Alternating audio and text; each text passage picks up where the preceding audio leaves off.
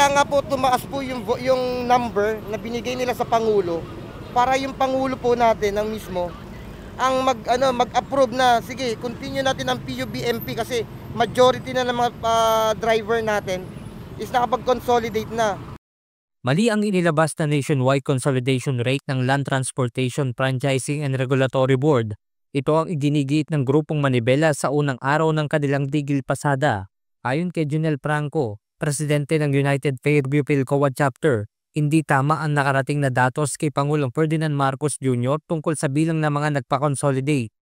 Ganun na nangyari, talagang tinaasan nila yung number. So ang hindi alam ng Pangulo, kasama sa 86% na yun, yung mga hindi pa naaprubahan. Sa datos na inilabas ng LTFRB, as of November 2024, nasa 86.23% ng mano ang nationwide consolidation rate sa bansa. Katumbas ito ng nasa 165,334 units na may prangkisa na kinabibilangan ng mga bus, public utility jeep, UB Express at minibus. Kaninang umaga inumpisahan ang 3 araw na tigil pasada ng naturang grupo. Kaya naman pahirapan ang naging pagbiyahe ng ilan nating mga kababayan.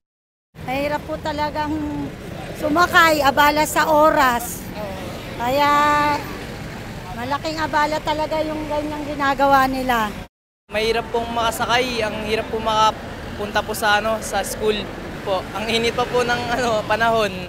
Sobrang hirap po sumakay, tapos sobrang hirap lalo na po pagdating sa jeep. Although may mga bus naman po, pero yung pag-aanuhan ko po kasi pag sumakay ako ng bus, malayo pa yung lalakarin ko.